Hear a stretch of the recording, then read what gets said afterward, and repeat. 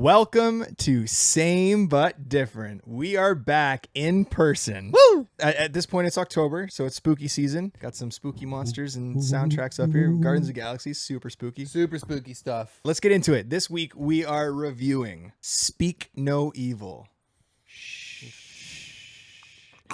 The remake. The remake starring James McAvoy. It's a Blumhouse production. Mm-hmm. And it's so funny because it's a remake of a movie that came out literally 2 years ago. That's actually wild. I don't know. I think that's the fastest turnaround for a remake I've ever seen. But you know what? In the end, I'm glad they did it. And that's a little sneak peek. But Brody, you go first. You tell us, me and us, what you thought about Speak No Evil. I liked this movie a lot. It had so much working against it in terms of what you just said. What a pointless remake, you would think. Yeah. In reality, it is a pointless remake to do. And I've not seen the original. I know you have, so we'll hear to that later. But pretty sure they did better. Oh, man. Oh, man. It's not necessarily better. I think it's different. Anyway, The same as well? Yeah, same but different. It's the same movie, but it's different. I'll get into it. But what did you rate it? I'm going to give it an 8 out of 10. Yo, I gave it an 8 out of 10 too. Okay. I gave it a solid 8 out of 10. The original for me was like a 6.5 or a 7 even, if you think about it. There wasn't a lot about it that wasn't good. Right? Like, afterwards, I tried to think of things to pick it apart. I couldn't. certainly wasn't the acting. Across the board, the acting was great. And let's be real, as we knew, James McAvoy stole every single scene he was in. Oh my God, he's such a good actor. My God. That quiet, charming, creepy intensity. Yeah, it's all here. It's all here. His Yeah. eyes, when he says something, he's saying something different with these. It's and micro wild. expressions like I've never seen. He absolutely crushed it. Sponsored by the way. Everyone involved, I think, did a fantastic job. And I'd say if we were to rank these actors, the second best actor in the movie, I know what you're gonna say. Ant. Ant. Oh, sorry. Ant, Yes. However you Yeah, pronounce yeah, his name. What the hell? Yo, that kid killed it. That's the little boy, James McAvoy's son, if you've seen the trailers, the one who goes... There is no reason what he's doing shouldn't be silly and funny to watch, but it's not. He does such a good job. Yep. It's a shame that horror movies aren't recognized more by the Academy or by any award system, really, because what? Would you call this a horror? It is. I mean, it's a thrill. It's definitely thriller, but it's horror in the way, you know, that like I Spit on Your Grave or Straw Dogs or Last House on the Left. Like those are kind of horror movies because it's real people being horrific. Yeah. Okay. Right. But it's definitely thriller. Yes. Even still, these types of movies, like James McAvoy could definitely have an Oscar by now. Oh, I need him to be the antagonist in like every movie moving forward. What a fucking beast, too. Also, yeah, I had no idea. The end of that movie, no spoilers. We're going to say that a billion times in this video, probably. He comes out ready to fuck shit up in just like a muscle shirt, a tank top, whatever you call it these days. Yeah. And I was like, he's huge. His neck muscles were bigger than any muscle I have. I had no clue. I don't know if he beefed up for this role or if he's just been hiding that. I had no idea this man was a unit. The movie had a very, very nice pace to it, where every scene mattered and every story beat that happened was getting you closer to the end. You learned a little bit at a time. You watched the development, and there was development. Like the characters you got to know and care about, and you rooted for them. Yep, they had their own personal traumas and backstories. It's so very easy to have a movie like this where you just neglect that. Yeah, and one of my favorite things about that, our main family, our hero family, we get their true backstory. Our villain family, and we can say that because it's in the trailer. It's unfortunate the trailer spoils it because that would have been crazy to watch that for the first time. Yeah. But our villain family, they give us backstory, but is it true? Anything they say could be taken as truth or lie. And one of the things I loved about this film, and I'll get into it more with mine, is that they leave little tiny hints throughout the whole movie of what the true story actually is. I'd have to watch it again. I didn't pick up on anything. I've said this before on the show, and you know this. I like to watch movies like I'm an absolute dunce. I don't want to figure out the twist. I want that twist to happen, and I want to be in the dark, so I'm excited. So I don't try to figure movies out. I'm along for the ride like just an idiot. I do it on purpose. I don't think I'm an idiot. Sorta, but it's how I prefer to watch movies. It was one of those things where they slowly feed it to you in the environment that it gets revealed in. So like I picked up on it before the reveal, but I was like, oh, cool. Yeah. It was cool. I think it's important to note that I kind of agree with you to an extent to an extent where the first time I watch movies, I like to like just shut off and just let the movie consume me or me consume the movie just as it is. Yeah. And then the second or third viewing, that's where I become like the analyst or even like discussing it afterwards. But yeah, first viewing, turn off your brains. Just let the movie do what it was intended to do. Exactly. It's so much more fun that way. Yeah. Did it have the same reveal as the original? Yes. The original film had the same storyline and same reveal. The original film, I believe it's Danish. Don't quote me on that. It's a foreign film.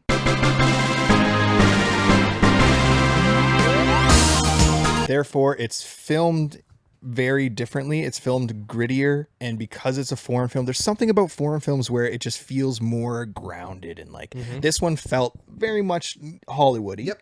You know, it was polished and clean, more entertaining than the original. The original one, I'd say, gives you a icky feeling More watching of an it. atmospheric sort of Yeah, thriller. yeah. But it's less entertaining and very slow. Exactly the same story, exactly the same reveal, except different fates for the end.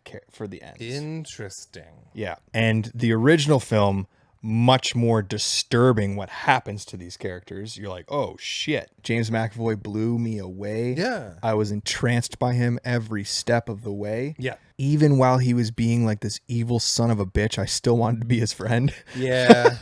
He had me laughing with some of his lines. Wait, are you going now? Oh, sorry. Were you not done? No. Were you not done? Oh, okay, man. I'm sorry. Go ahead. Go.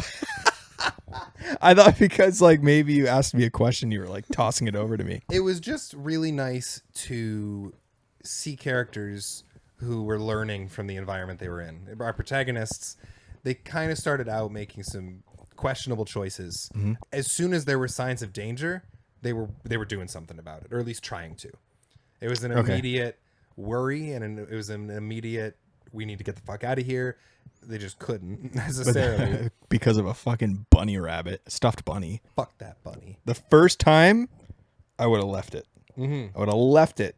Yeah. Nope. Sorry that your kid has anxiety. I will deal with the crying on this 5-hour drive all the way home. I'm not going back. Grow up.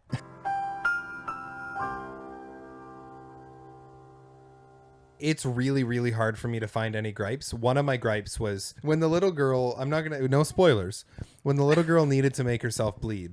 Why did she stab her finger? She's like, oh, it works just to stab somewhere else. She could have just tested it elsewhere first. It was so stupid. She's like, ow, oh, it works. Ow. Like, what? Test it where you need to puncture first. Why puncture yourself twice? I don't think she need to puncture herself the second time. And my other gripe, I am all for the mom, the woman being the badass. All for it. Love it. She did a fantastic job.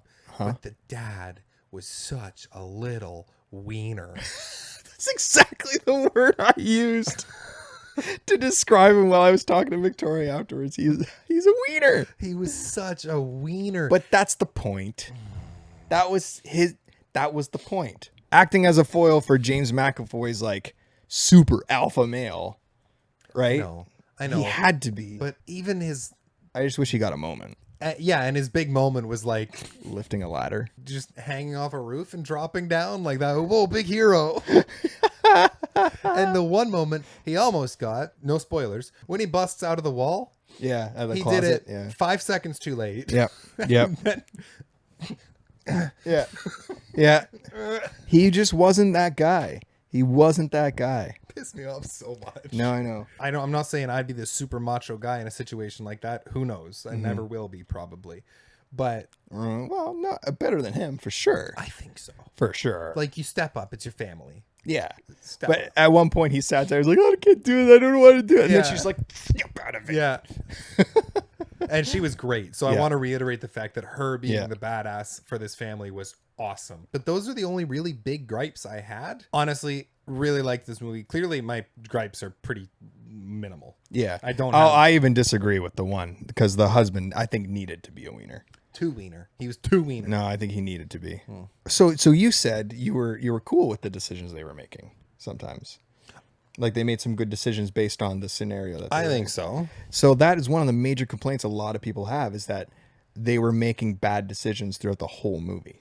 I think they started with bad decisions and they learned, and quicker than most movie characters learn. Like if something bad happens in a movie, they're always like, "Oh, let's hide, let's run up the stairs." These people are Yeah. like, "Let's fucking leave." Yeah. Yeah, no, that's true. I think more so what it was is that at the first 3 red flags, everybody said, well, if that's me, I would have left.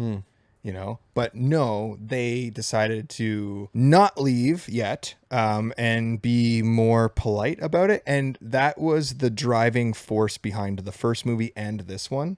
I want to point that out is that I believe the filmmaker, he quoted some famous dude, I forget who it was, that said this, and I'm not going to quote this, it's going to be a paraphrase. It's something along the lines of like, we would rather be polite than upset people, and that really can be detrimental to us. That is the theme for these movies. The decisions that they were making were based on them rather being polite than standing up for themselves. And I think that all comes to a head at the end where our main guy is like, why are you doing this to us? And James McAvoy turns around and says, because you let us. Yeah. That was so good. And that was quoted in the first movie as well. They used that in the first movie. That was a good line. So yeah, I love the camera work. I love the acting. I love the story. Even though it's a remake, I loved that story as well. I think that's why they remade it so fast. They saw a story and they're like, damn, we got to reach a wider audience with this. I guess. Because it's such a good story. It's a good film. You should definitely watch it. Watch it in theaters if you can. We always advocate for theaters. Now for spoiler talk. Spoiler talk. So if you don't want to have the movie spoiled, go away and then come back and watch it. The little hints throughout the film that kind of show you what our antagonist's true story is. Okay. So we know that the antagonist, James McAvoy, and I'm only going to say James McAvoy, not the wife character right now. James McAvoy, he was of this, I don't want to call it cult, but like him and a couple other people in the community were involved with this. Like he gets his friend involved. Yeah. The babysitter definitely in on it. He says at one point, like, we look after each other around here. Yeah. Right. So you get an idea of like, maybe like there's a small commune that's involved with stealing children. I think there's like a sinister thing going on underneath this, primarily for James McAvoy's character, I think, because he was the one at one point, he asked the kid to show him love. Mm-hmm. And I think that was super dark moment. Yeah. Like, yeah, he's stealing kids, but I think at the heart of it, he wants to be loved so badly that he's going to do anything to get it. Right. And he's ordering this kid, show me love, like give me a hug sort of thing. And not in front of anybody. This is in a private setting. Yeah. So I think he's just like desperate for that love. Another thing that's mentioned when the wife character or the girlfriend or whoever she is, at one point they say they've been together for 17 years. Mm-hmm. And the wife is like, how old would that make her? Yeah. And then later on, when the gun is taken from her and pointed at her, she's like, no, I'm the original. I was part of it too. Like I'm a victim here too. Yeah. So like that hints that way back when, 17 years ago, James McAvoy stole this girl and brought her up. She said, "I'm the original." She did. She said something about that. She said something like that. I remember It her was trying very- to be like, "Oh, boy." It was very fast. She said, I'm a victim here too. I was the original one or something like that. Actually, that was the dad's best line in the movie when they locked her in or whatever, and he said, "Fuck her." yeah. That was so good. Yeah. Anyway, she says that coupled with we met 17 years ago, coupled with when he has their daughter at gunpoint and the wife is now dead, and he's like, she's dead, but yours will be a nice replacement for her, or something like that. So it's almost like he's grooming these kids to grow up and be his partner, the female ones anyway. And then like when she got her period, he was acting all weird. He's like, you're a woman now. Yeah. Like he liked it. You know what I mean? So there's like this sick backstory that they were giving us little hints about throughout the whole thing. And I loved it. And they were never fully out front with it. Yucky. Go watch the film. It's so good. It's very good. I liked it a lot. And I liked it better than the first one. And I'm hearing from a lot of horror fans that they liked it better than the first. They just enjoyed it more. Yeah. The first one's by no means bad. It's a good time. It's unique and it's fresh. But this one was just more entertaining and definitely a different outcome. Whoa. Next week, we have another really fucked up movie to watch. The Substance. The new Demi Moore, is it Maggie? Margaret Qualley. Margaret Qualley. And Dennis Quaid. All I've heard is very disturbing things, but I've also heard it won Best Script at Cannes. Oh, I mean, it has an 8 on IMDb. Yeah. So it's got value and quality to it and accolades. I've already seen it. Oh. And I'm just going to say I'm very excited to talk about it. Oh, shit. I've just heard that it's very hard to watch and very disturbing. I'm still here. And gratuitous. Yeah, you're still here. Brody got through it. I'm going to get through it. You get through it. Come on back next week. Discuss it with us. We're going to review it. And in the meantime... Hey, I have a really important question before we end. Okay. What's your question? Are you a folder or a scruncher? Oh. 100% fold. That is correct. 100% fold. 1000%. Whoever scrunches is a psycho. I used to scrunch, but I evolved. Like when I was like 12, I scrunched. Scrunch is insane to me. Crazy. Not only do you waste more toilet paper, there is such a larger chance of you accidentally swiping something or getting something on you. I expected it just to be a funny quip to end with, and now we're debating it. No. Not debating it. We got to discuss this. That is wild if you're a scruncher. Yeah, I agree. It's a waste of time. Paper. It's a waste. It's a huge waste. Yeah. Fold your toilet and get paper. like multiple wipes out of a couple folds. Huh?